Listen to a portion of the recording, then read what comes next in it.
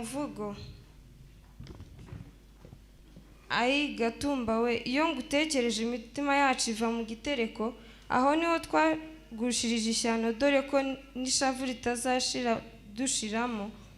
Twavuye uvira duca ku kavimvira tuvirirana, kuko ivire yose yari yaviririye hasi rimwe kugira ngo idutsembeho. Imvugo y'ibyo bivume kwari ukuvusha amaraso, tutireka dusimba imipaka turebe ko twosiba kabiri dusinziriye. Twari dufite icyasha ko dushyitse tutagishize, tugitura imizigo ntibyatinze, duterwa dutunguwe n'abatagira impuhwe. Abatama baratemagurwa, abasore barasogotwa. Ibitaba bitigeze amatati, aho niho batokombereye. Aho niho twatakarije intore zitagira umugayo. Batabo batutsi nimubatemagure, dore ko batagira n'itongo. Mwa mahanga mwe mutwumva, nimuduhoze mu kuduharanira abo bigize ba ruharwa rwasa, nabo basangiye ubusama bwo gusesa amaraso y'abo badasa.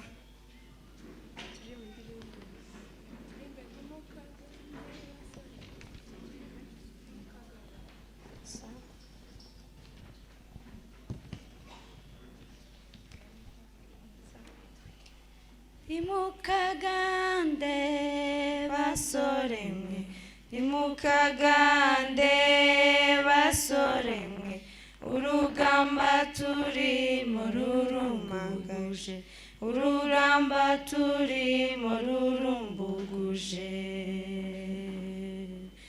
Ubumwe bw'abasogokuruza, ubumwe bw'abasogokuruza, nibwo buzaduhesha kuba umurenge, nibwo buzaduhesha kuba umurenge. Ibuka intwari nk'akayira, muganwa mushishi na gisaro, abo bose bapfuye bazira ubwoko, abo bose bapfuye bazira ubwoko. Mwibuka 9/6, uvira Kamanyora bibogobogo, ubw'ababyeyi abana bishwe urubozo, ubw'ababyeyi abana bishwe urubozo. Wibuka 9/8, Kinshasa, Kamina, Kongo yose, gutsemba umunyamurenge byabaye umuco, gutsemba umunyamurenge byabaye umuco.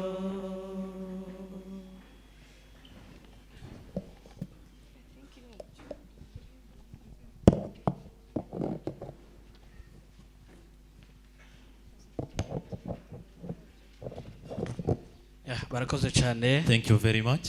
Ndagira ngo nanone dukomeze twumva indirimbo y'umuririmbyi w'umunyamurenge. We are going to proceed with songs. Brother Museveni, nimba yamaze kuhagera, if he's already here, katugezaho indirimbo yaduteguriye. come forward please with your song. Museveni Ndondo. Museveni Ndondo. Nimba yahageze. Is he around?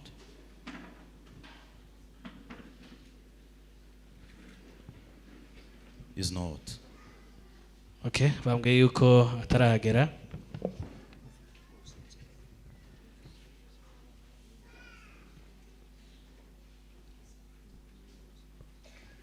Barakoze cyane chairman ni kudusova. Thank you very much brother chairman. Bambwiye yuko hari undi waduteguriye umuvugo. We have someone else who has prepared a poem. Nimba noneho we yahageze yaza tukamuha umwanya. If he is around, please come forward.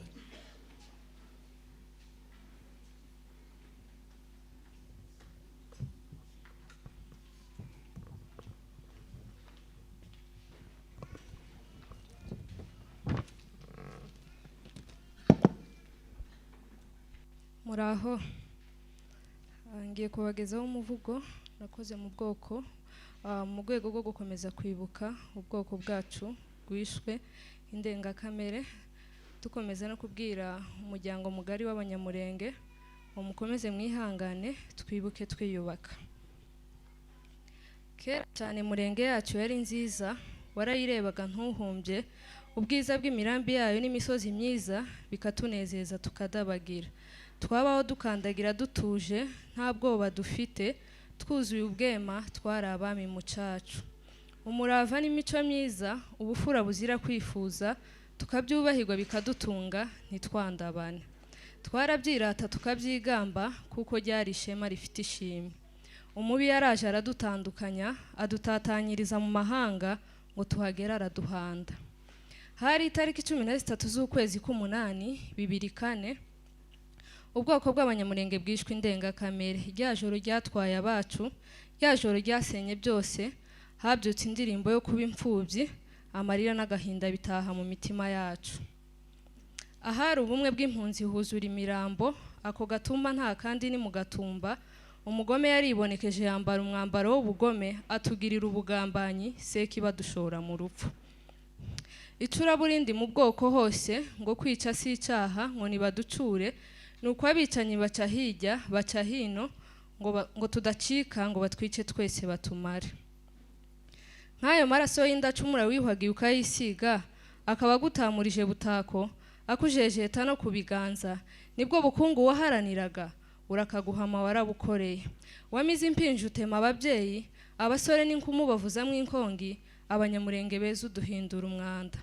Ese ko agahinda kadasobanurwa, muragira ngo mbabwire iki? Muragira ngo nintabana n'agahinda mbane nande kwabo twobanye bose bashize. Aho imfura ziteraniye singasiga, nizihigwa n'inseko bakagira ngo turi kumwe, ntibamenye ko ndi museka nshira. Erega kandi uraje umbwire ngo ndakabya, winyibutsa ko washize imyaka ishira 40, umbuza kurira waranze kumpoza. Isi ngendamo siyo ntuyemo, kuko iyo muzi yanze kunyumva, inyima ubutabera irituriza. Ese ko ibyacu byagizwe amabanga kandi amahanga yo bihagazemo, amategeko ategekanyijwe yo kubaho kwa muntu ntaturenganure, bakibagiza ko kwimana ubutabera ari uguhakana ikiremwa muntu. Imvune dufite yabuze icunga, abo twunze nibo batwica, ngo ubutabera ntibutubereye, tubura nabo tuburana ngo tumenye impamvu yabyo, naho dutanze ibirego ntibigezwayo. Konsa w'ubutabera sinsubizwe ngasuzugurwa, bigasa n'ubusambo.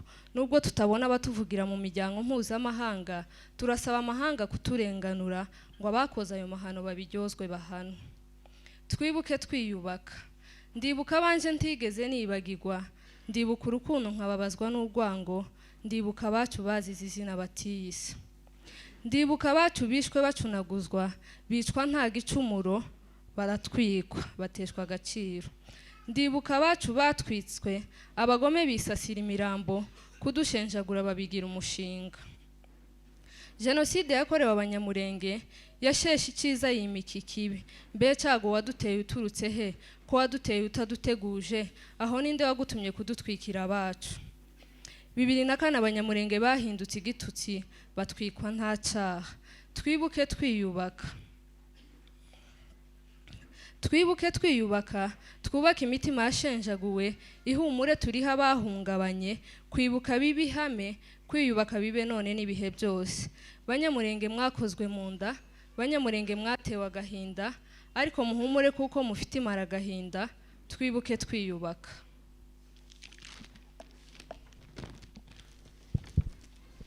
Arakoze cyane ku muvugo mwiza yaduteguriye. For your good poem we have prepared.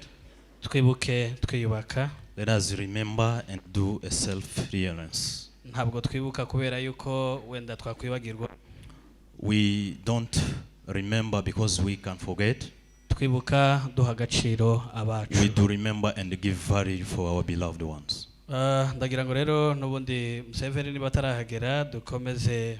We are going to proceed because our singer Museveni is not around. Ndagira ngo twakire abaduteguriye discours. We are going to welcome the one who has our speech. Kugira ngo nabo baze gutambuka, ndagira musabe Rugira.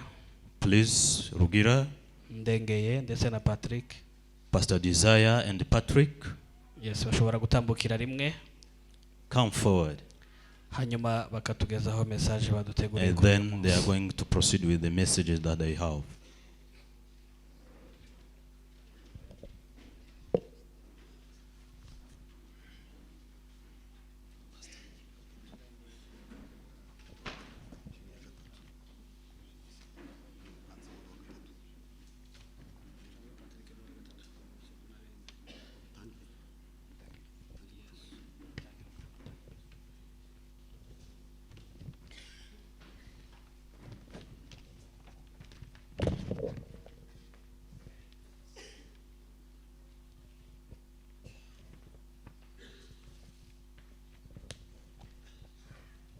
Silence in the face of a great bloodshed in Gatumba. Dear distinguished guests, ladies and gentlemen, we are honored to have you all here today. Ladies and gentlemen, it was on the night of August 13 to 14, 2004, that the Banyamulenge refugees from the Gatumba refugee camp in the Republic of Burundi suffered a genocide where more than 166 people were murdered just because they came from the Banyamulenge community. As if coming from that community would be the valid reason for subjecting them to a hecatomb. Ladies and gentlemen, these men and women we are commemorating today died in atrocious and indescribable condition. Words will never be strong enough to describe this appalling tragedy whose 19th anniversary we are commemorating today. In this 19th year of the commemoration of this unfortunate event, the Banyamulenge, wherever they are located in the world, ask the states of the Great Lakes sub-region which hosts these criminals, in particular Burundi, the place where this genocide was committed, the DRC, where most of the perpetrators came, and the international community to set in motion the judicial apparatus to apprehend the perpetrators and bring them to justice. Some perpetrators of this genocide who perpetrated against the subjects of the Banyamulenge community are known. We can cite in particular Pastor Habimana, who was the spokesperson for the FNL under the aegis of Agathon Rwasa, who had himself admitted that this ignominious act was committed by the FNL through the radios, RFI and BBC. We have men like Agathon Rwasa, who was the leader of the FNL, who today moves freely in Burundi and occupies strategic positions in the government of Burundi, while his hands are still full of the blood of the innocents of Gatumba. We have men like Kano Mutupeke, Kano Nyakabaka, in office of the Armed Forces of the Democratic Republic of Congo, and the other Mai who were operating in this area at the time of this deadly incident.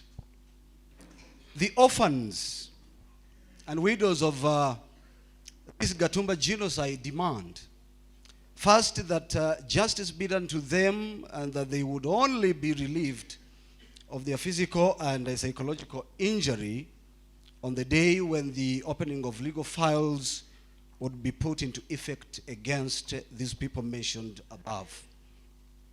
Then they ask the Burundian state, the international community, their responsibilities in regard to the non-assistance of people in danger during the crime and the violation of the principle of settling refugees at a very long distance from their country of origin, something that was not expected to the refugees of Gatumba.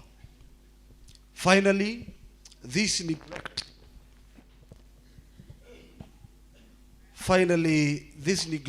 of the Burundian state and the international community, which has caused irreparable damage, given that it would be impossible to resuscitate the dead of Gatumba, this irresponsible behavior of a sovereign state like Burundi and of the international community who were on the spot at the time of the event, give the right to civil reparation in favor of the beneficiaries of the families of victims for whom the Burundian state and the international community remain indebted until today. Ladies and gentlemen, this commemoration of the genocide against the Banyamulenge in Gatumba refugee camp is an opportunity to draw the attention of the international community, most especially of African states, to the magnitude of our problem, as well as to our imperative obligation to keep seeking justice for our people who lost their lives so tragically until this justice is served. For this is the best way to honor them. Someone said, and I quote, "The dead cannot cry out for justice. It is a duty of the living to do so for them."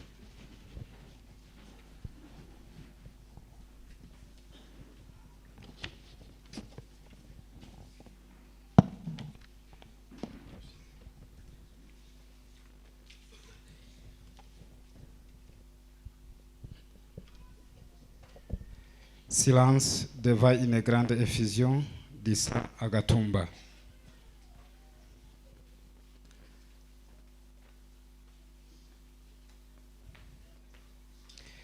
C'était dans la nuit du 13.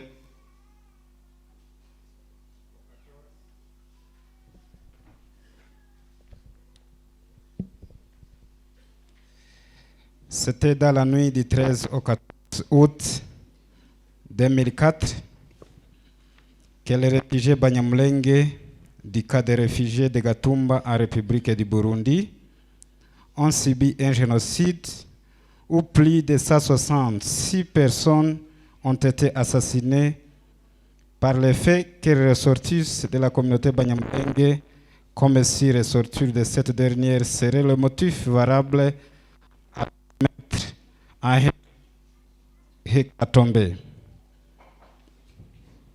C'est à cette 19e année de la commémoration de cet événement malheureux que les Banyamulenge partout où ils se situent au monde demandent aux États-Unis sous-région des Grands Lacs, qui hébergent ces crimes, notamment le Burundi, liés où le génocide a été commis, la RDC,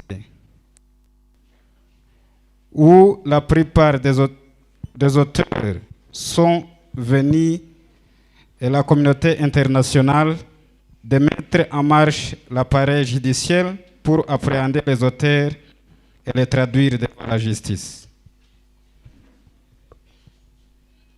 Certains auteurs du génocide de Gatumba perpétrés comme le sujet de la Convention sont venus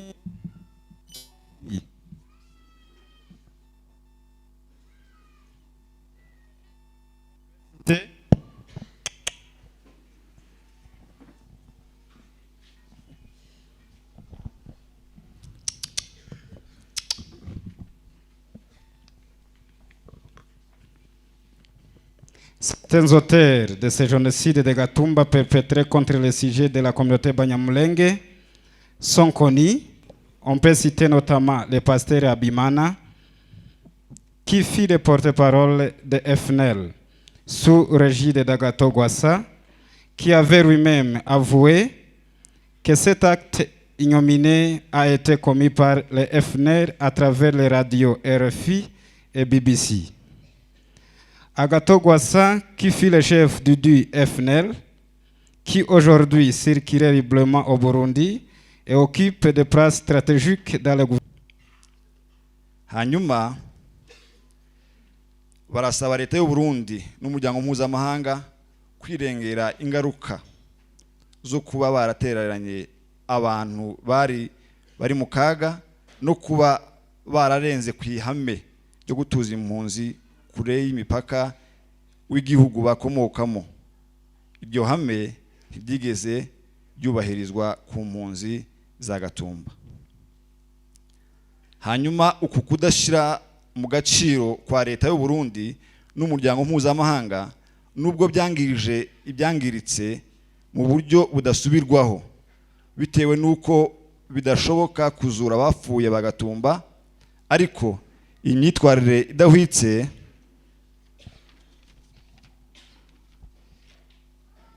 igihugu cigenga cy'u Burundi ndetse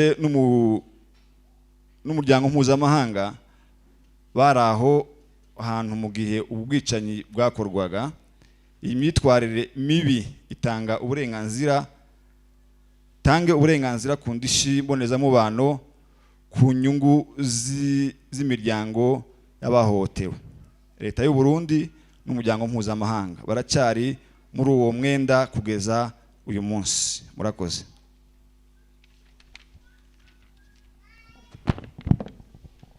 Murakoze cyane, bashobora gusubira mu zicaro. Thank you very much. You may be seated. Abakomeje kuza basanga twatangiye, Those who are still coming, dukomeje kubaha ikaze mwegere. we do welcome you, Dufatikanye muri uyu muhango so wo that we may kwibuka be together in the time of remembrance. abacu bazize Ukobaremwe. Our beloved one who lost their lives. Ndagira ngo muri uyu mwanya tuze kwakira Fondation Gatumba. This time we are going to welcome Gatumba Foundation. Baraza kuduha ubuhamya. They are going to give us testimony.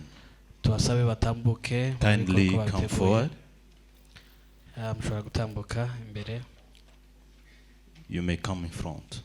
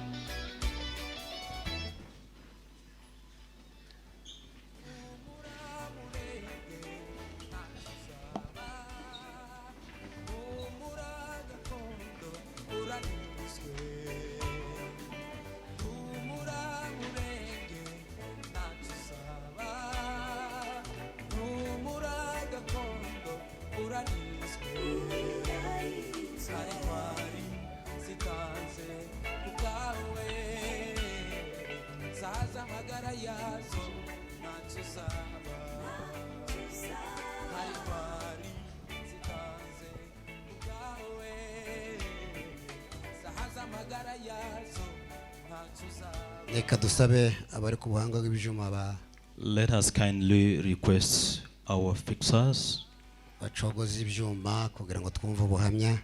so that we can understand testimonies. Dufite abantu babiri nibo batanga ubuhamya, We have two persons that are going to give us testimonies. hanyuma turaza gusoma liste z'abantu biciwe hariya. And then we have a list of people who were killed in Burundi.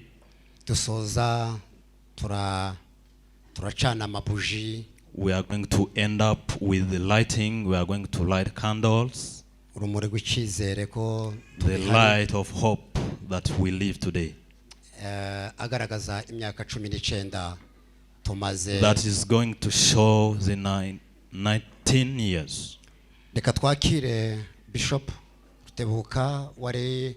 Let us receive Bishop Rutebuka, uriya munsi wari mu Gatumba, who was in the place in Gatumba that time. hamwe n'abandi nkatwe. Reka tumuhe abari gutangira. With others, Bishop is going to be the first to give testimony. Nyuma araza gukirakana n'undi musore nawe twateguye. And next, we have another guy. Turavuga amagambo make. We are going to be short. Suko tubuze ayo tuvuga. It's not because we don't have words, Ariko make ya tuvuga n'ukubera umubabaro. but the few words we are going to speak is because of N'agahinda. pain and sorrow, Kunta abantu bapfuye. how people were killed. Habaye umunsi wa gatanu. It was a Friday. Mu gitondo nka saa 12. In early in the morning, Twari turaho twese hajya mu kibuga mu Gatumba. we were there in the compound, in the ground. Dukora amateraniro. We had a service Uko byari bisanzwe. as usual. Abaririmbyi bararirimba. Singers sang, abantu barabwiriza we had our preachings kugeza umugoroba nyine wa joro until evening, habaye nka saa moya almost 7 si joro night. nibwo abanzi kera bari babipanze, The enemies were prepared kuko tutamenyaga baribo, because we did not recognize them, ariko bari baturimwo, but they were among us. baguma kuzunguruka bareba ukuntu tumeze. They were just there. Habaye mu ijoro twese tumaze kuja mu mazu, During the night, while we were all in the houses, kuko yari inkambi nini cyane, it was a very big camp. yari igabuye mu bice bibiri. It was divided into hari igice parts. kimwe cyarimwo ababembe, The other part were living by the other community of Bebembe, and the other area was the Banyamurenge, kuko kera bari babipanze bakeneye kuvuga ngo batsembe umunyamurenge wese, because they were already prepared and to destroy every Munyamurenge who was there. bahagarara bakasiga nyine ababembe. They were already prepared. Habaye mu ijoro, In the night, hari saa 4 zibuze iminota 10 z'ijoro, it was almost 10. kumva bararashe ubusasu rwa mbere. They just shout the firearm, ibwira ko ari abarinzi barya bazabarinda inka I Burundi, and we thought maybe there are people just, naho kera bari babipanze bagenda bahagarara buri nkambi mu muryango mu muryango, but they were prepared and they were already in the village, twese twibwira ko ari ubusasu rumwe gusa, and we thought it was just kind ariko of bahise barasa shooting, amasasu menshi, but they shooted many firearms, batangira kugenda binjira nyine mu mazu, and they started entering in the batangiye house, kurasa bica abantu. and they started killing people. Umubabaro ukomeye cyane, The painful and sorrow, abantu bapfaga nyine nk'abantu, people were killed like ariko people, umunsi abantu bapfuye nk'inyamaswa, but people were killed kandi a slow, painful baratwikwa day. kugeza ubwo batwikwa. They were burned at all. Jewe aho nari ndyamye, The place where I nari was, ndyamanye n'umuhungu Gasore wa Bunana, I was with a brother Gasol. twari turyamye twari batatu, We were just asleep. We were kugeza 3 ubwo people batwinjiranye, until they entered in the place where we were Baraburasa. sleeping. They shooted on us. arapfa, He died yewe immediately, ndasigara, and I was able to umwana we survive. baramurasa, His child was killed. sigarana nawe, I left with ariko him, sinari nzi ko twasigaranye, but I was not aware that we were together kuko with nari him, ndyamye mu maraso ya Gasore. because I was just in the blood of brother Yarandebye Gasol. arantungura arambwira ngo numvishe kuko ndangije. He just come to me and tell me that I'm finished. Barinjira They entered kugeza ubwo bagenda bacumita n'imbuga until itabari, they started slope people. umuntu ugiye uhumeka bagahorereza. The one who was able to survive, they come and kill him. Rubabaje cyane. It was really painful. Uwo munsi niko abantu bapfuye, That day, that's how people were abantu killed. benshi baratwikwa, Many people were burned. intumbi zigaturika. The bodies were burned. Bukeye mu gitondo cy'iposho, The next day on ubwo Saturday, twese twamenye ubwenge, we were all there and we were aware of the usanga abantu bamwe criminal babaye act. umuyonga, Our people were really burned abandi at all. bahiye basigara ibihimba bino byo hejuru ku mutwe, And some parts of the body were agasha left. kino gice agasigara umutwe gusa. Some of them were burned, these parts, and Rero left the twaba other parts. dusabye ubutabera, We really seek justice ukuntu twazize uko dusa, on how we are killed, kugeza because we are n'uyu just munsi from wa none turashaka ko Banyamulenge duhigwa. community. Until now, we are being killed. Bavuze Nyakabaka, They talked about nibuka hari Nyakabaka. umunsi umwe twakubiswe, I remember one day we were beaten dukubitwa nawe by Nyakabaka ngo ntitwahaye imbwa yiwe inzira ngo itambuke. because we did not give away his Nyakabaka dog to baradufata pass. baradukubita batuziza imbwa. He took us and beat us Urumva kuko imbwa niyo ihawe agaciro just ku bwoko because bwacu of his bw'Abanyamulenge. dog, and he gave value Rero to tukaba the dusaba dog amahanga more than our people. kuko yaturenganura. So we seek justice for Uyu munsi international wa none, communities. Inkambi ya Mikenke Today we have a camp in imaze our area guterwa imbuga Mikenke, zigera kuri 6. and that camp also we have Monique enemies ihari. that are surrounded them. Monique ihaye ibireba, And the UNHCR is there, leta ihaye MONUSCO, ibireba, the government is ariko watching, ubwoko bwacu bumaze guterwa inkugwe zigera 6. but our community has been killed many None times. amahanga yose turabatakiye, International communities, we really seek justice from you. abantu aho bapfa, How people are being killed, urupfu rubi, this kind of abantu death, bakaribwa nk'inyamaswa, how people are being abantu bari mu gufatwa eaten bakicwa like bamara bakabarya. animals. They just kill them and eat Inyamaswa them. n'iziribwa ariko umuntu ntazi aribwa. The animals are the ones who None are tukaba being dusaba eaten. uburenganura kuko boturenganura, But we seek justice bakaduhereza amahoro natwe tukagira amahoro so that we may have peace like any Murakoze other. cyane. Thank you very much.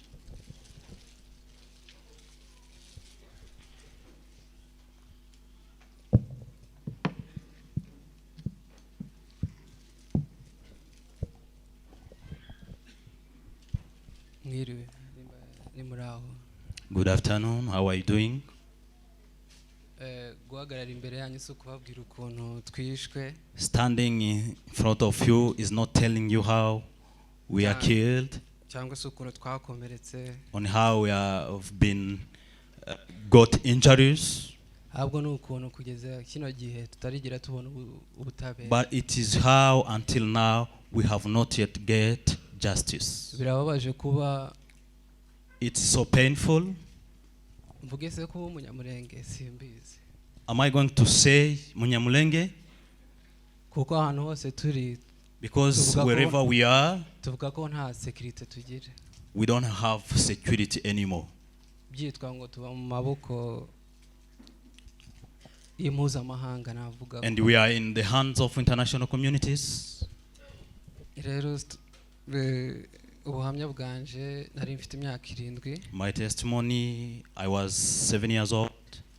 Twavuye Uvira tuje i Burundi. We came from Uvira all the way to Burundi. Tukomeza kuhaba nk'uko impunzi nyine zigenda ziba. We stayed there like any other refugee. Ariko nyine nitwari tuzi bizaba. But we did not know what's going to happen.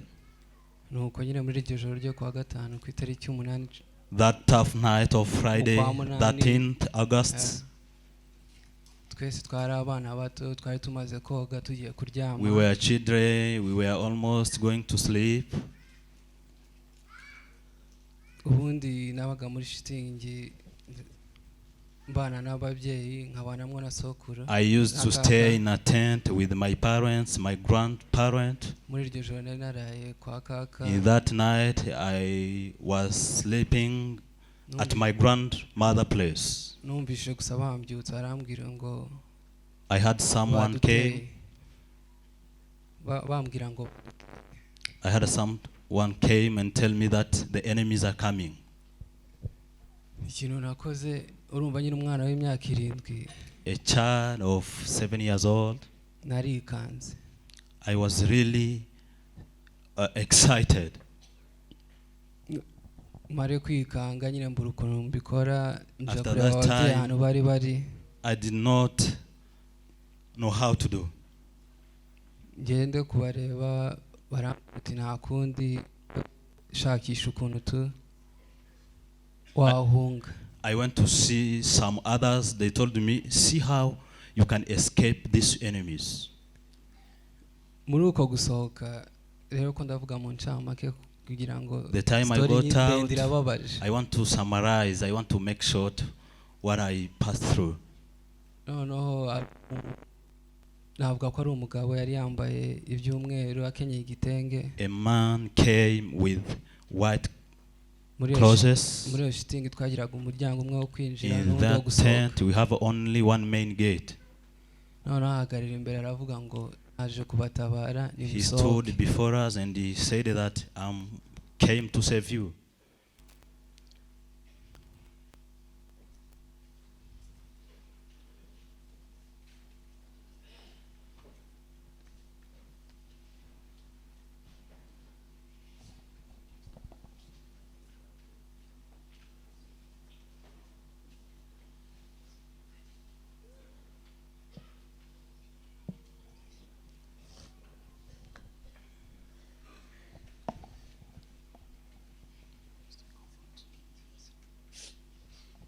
aratubwira ngo naje kubatabara nimuze dusohoke. He told us, I have come to save you, please get out. Ikintu gusa twumvishe amasasu atunyuramwo ku We had firearms. ubundi ngo barandashe. People were shouting, I'm shorted, I'm shorted. That place is where my aunt have been killed. And they shooted on me. After that, I went to where my parents were. I told them that I have been shot.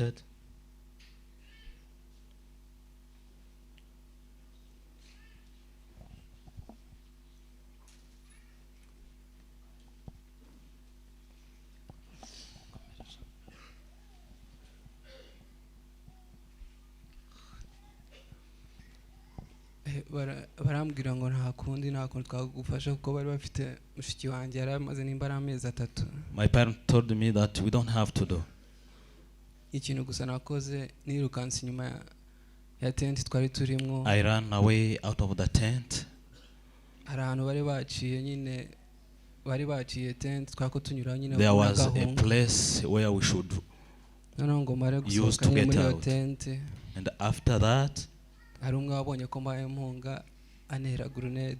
there is a man who saw him running, and he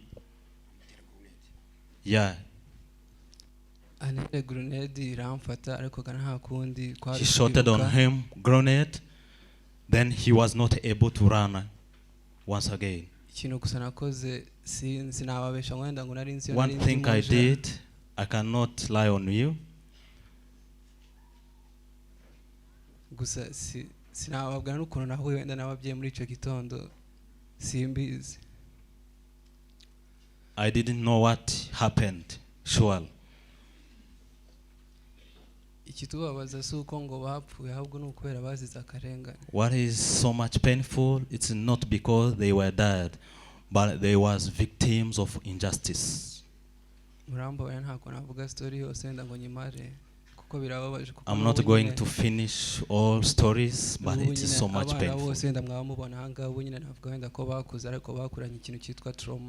Children grow up, but with psychological injuries, which we call trauma. So, what we do request justice. Is only justice. Of course, we may die. But we want to have what we call identity. Thank you very much.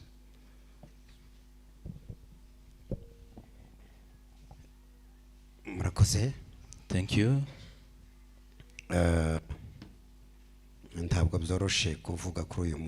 It's not easy to have a speech today. But we have been comforted. A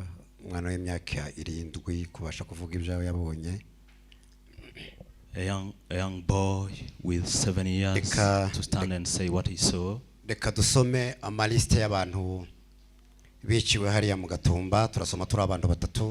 just have a list of people who were killed. We are going to read as quick as possible. Come forward, please. I'm going to read, and next I have. Yeah,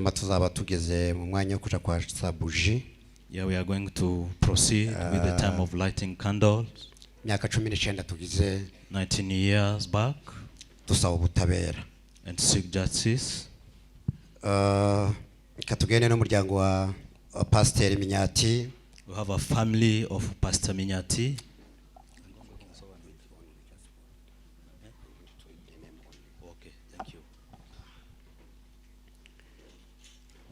Faustin Minyati, Kadafi Minyati, Mugiraneza Minyati, Nyamasomo Minyati. Muryango wa Pastor Rutekereza, hapfuye Jacques Rutekereza, Mushamba Rutekereza, Igiraneza Rutekereza, Nyamasoso Rutekereza, Ndatabaya Rutekereza, Nyazahabu Rutekereza, Nyamuryango Rutekereza. Uno muryango umwe umwungere wacu Pastor Rutekereza. Famille Gasosi, hapfuye Gasosi, Eraste, Perusi Gasosi, Nyahumure Gasosi, Bazoza Gasosi na Deborah Gasosi. Muryango Nyamusore, hapfuye Nyamusore Karaha, Deborah Nyamusore, Nyamutarutwa Nyamusore, Kayonga Nyamusore, Ngezayo Nyamusore, Bebe Nyamusore.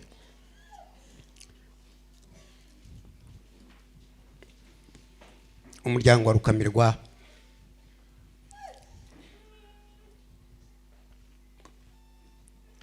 hapfuye Ose Rukamirwa, Marciana Rukamirwa na Bisetsa Rukamirwa. Umuryango wa Hayizuru, Hayizuru n'umukuru Rukamirwa hapfuye Fiye Rukamirwa Hayizuru na Felix Hayizuru. Umuryango wa Gatoni hapfuye Gatoni Mugotwa, Nyabyiza Gatoni, Debora Gatoni na Eme Gatoni. Umuryango wa Muhimuzi hapfuye nawe n'umupastori, amaze kuvuga abapastori babiri, Pasiteri Minyati, Pasiteri Utekereza, uyu nawe yari umupastori. Hapfuye Elias Muhimuzi, Mutoni Muhimuzi, Emerewe Neza Muhimuzi. Umuryango wa Shemu hapfuye Marciana Shemu, Esperance Shemu na Jeremy Shemu. Umuryango wa Shoni hapfuye Masigabona Shoni, Nyakiza Shoni, Musa Shoni, Amani Shoni. Umuryango wa Kasa hapfuye